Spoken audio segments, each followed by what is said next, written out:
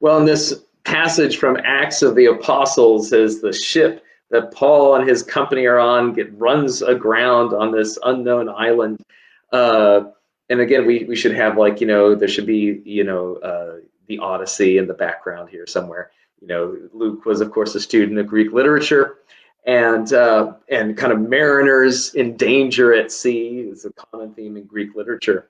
But of course, one of the things I drill down on is the fact that Paul clearly celebrates a Eucharist. Luke is clearly depicting him taking bread, breaking it, and eating it. That Paul, at the kind of first light, before they undertake the action required to save their lives, stops and offers thanksgiving to God and invokes the presence of the Lord Jesus in bread and wine, which he shares out among his fellows.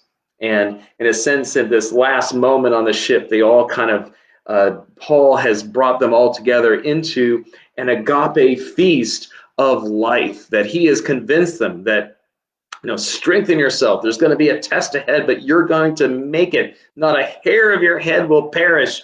So strengthen yourself. And they take his advice and are willing to kind of move forward with that.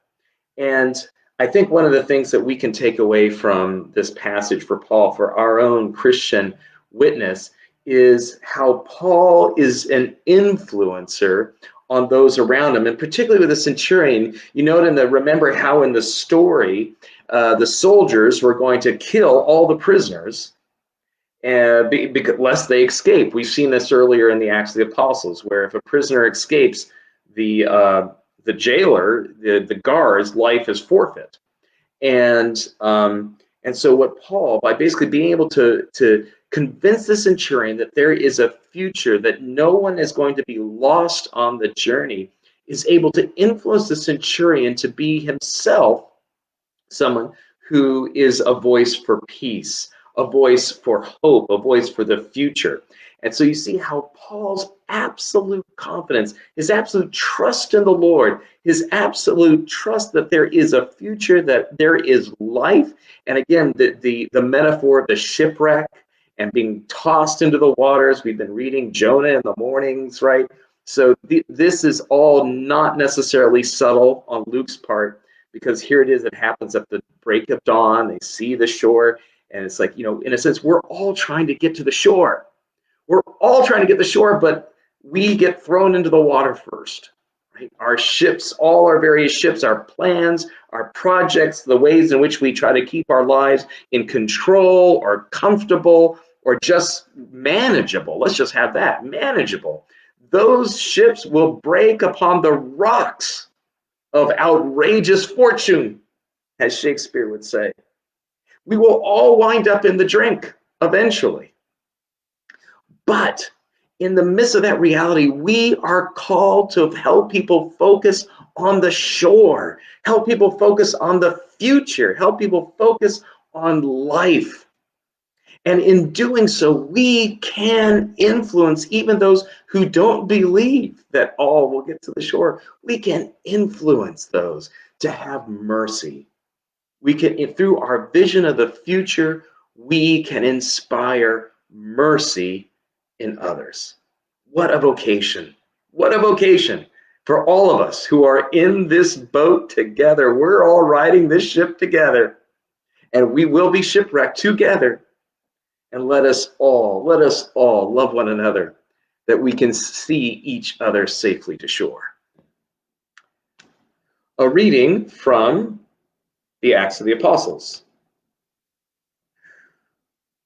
When the 14th night had come, as we were drifting across the Sea of Adria, about midnight the sailors suspected that they were nearing land. So they took soundings and found 20 fathoms. A little farther on, they took soundings again and found 15 fathoms. Fearing that we might run on the rocks, they let down 4 anchors from the stern and prayed for day to come.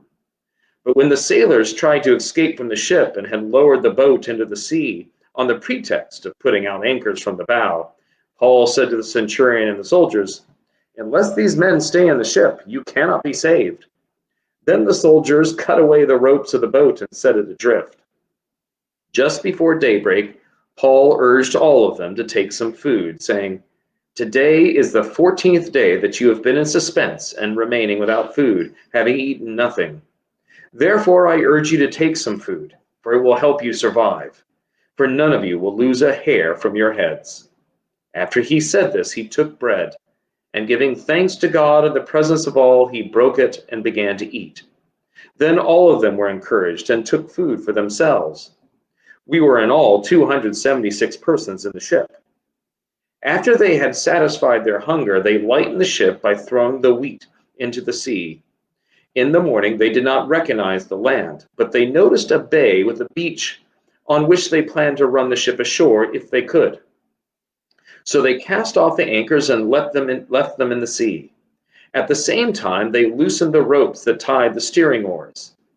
Then, hoisting the foresail to the wind, they made for the beach. But striking a reef, they ran the ship aground.